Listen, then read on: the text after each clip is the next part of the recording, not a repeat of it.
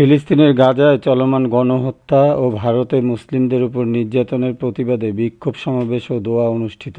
পশ্চিমা বিশ্বের দেশগুলোর মদদে ফিলিস্তিনের গাজায় চলমান গণহত্যা ও ভারতীয় মোদী সরকারের মদদে মুসলিমদের উপর চলমান নির্যাতন ও জুলুমের প্রতিবাদে লালমনিরহাটে বিক্ষোভ মিছিল, সমাবেশ ও দোয়া অনুষ্ঠিত হয়েছে। শুক্রবার 21 মার্চ দুপুরে তৌহিদি মুসলিম জনতা এর ব্যানারে প্রায় কয়েকশত মানুষের অংশগ্রহণে একটি বিক্ষোভ মিছিল জেলা সদরের কালেক্টরেট মাঠ থেকে মিশন মোড়ে আসে। এরপর মিশন মোড় চত্বরে ওই বিক্ষোভ সমাবেশ ও বিশেষ দোয়া অনুষ্ঠিত হয়। বিক্ষোভ সমাবেশে জেলা সদরের বেশ কয়েকটি জামে মসজিদের ইমাম ও খতিববৃন্দ বক্তব্য দেন। তারা বলেন, ফিলিস্তিনের নির্যাতিত ভাই বোনদের রক্ত প্রতিনিয়ত ঝরানো হচ্ছে।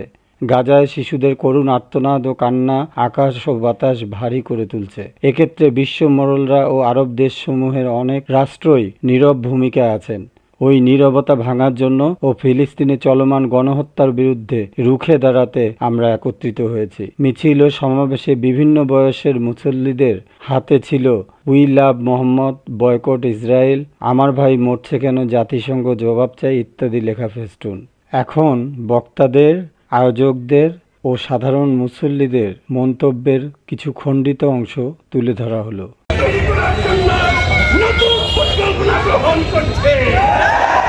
বাংলাদেশের মুসলমান তৌহিদি মুসলিম থাকা অবস্থায় কোন ধরনের নতুন এজেন্ডা বাস্তবায়ন হবে না, হবে না, হবে না।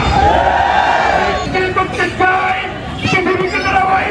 করতে চাই গোটা বাংলাদেশের নয়, গোটা পৃথিবীর সকল মুসলিম উম্মাহ তাদের বিরুদ্ধে গুরুত্বপূর্ণ ভূমিকা পালন করে ইনশাআল্লাহ।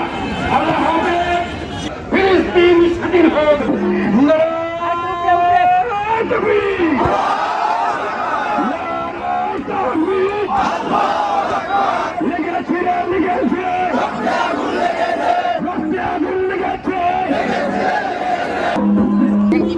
জনপদের মুসলিম জনতা যখন নিপীড়িত হয়, নির্যাতিত হয়, নিষ্পেষিত হয়, জুলুমের শিকার হয়, তখন সেই জনপদের মুসলমান অসহায় বৃদ্ধ বৃদ্ধা, অসহায় নারী, অসহায় শিশু আল্লাহ রাব্বুল আলামিনের কাছে দোয়া করে, রব্বানা আখরিজনা মিন হাযিহিল ক্বরয়াতিজ যালিমি আহলুহা, আল্লাহ এই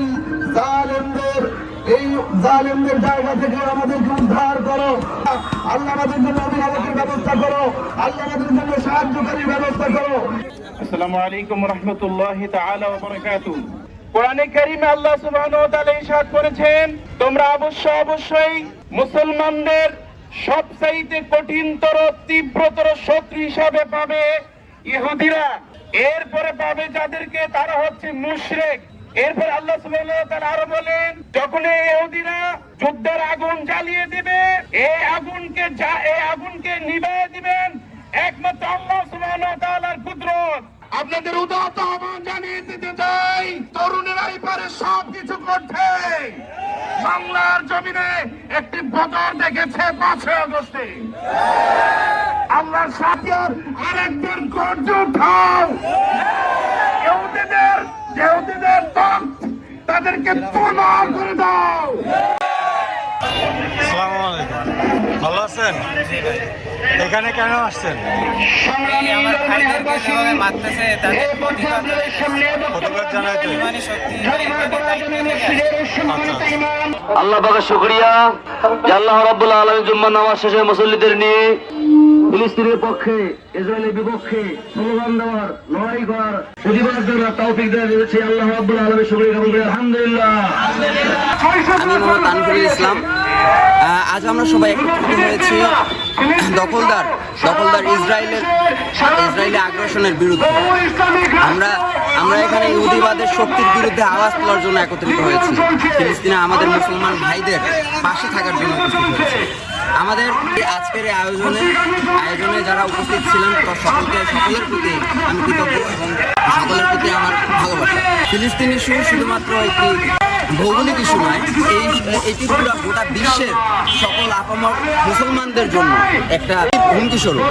এই ইহুদিবাদ এবং জায়নিজমের কনসেপ্টটি আমাদের অর্থনীতি, সংস্কৃতি থেকে শুরু করে আমাদের দৈনন্দিন জীবনে সকল ক্ষেত্রে তাদের প্রভাব লক্ষণীয়। আমাদের মুসলমানদের ঐক্যবদ্ধ হতে হবে এবং আমাদের ঐক্যবদ্ধ হয়ে এই আগ্রাসন, মুসলিমদের প্রতি যে আগ্রাসন চলছে তার বিরুদ্ধে আমাদের দাঁড়াতে হবে। আমাদের এখানে মূল আয়োজনে ছিলেন নাইম শেখ, ছিলেন সে ঢাকা ইন্টারন্যাশনাল ইউনিভার্সিটিতে পড়াশোনা করছেন। এছাড়াও আরও অনেকেই ছিলেন, হাবিব হিমেল ছিলেন। সকল তৌহিদি মুসলিম জনতাকে আমরা একত্রিত করার জন্যই আমরা একটি ইনক্লুসিভ একটা ব্যানারে আমরা এই আয়োজনটা করেছি। দৈনিক আজকের বাংলা .net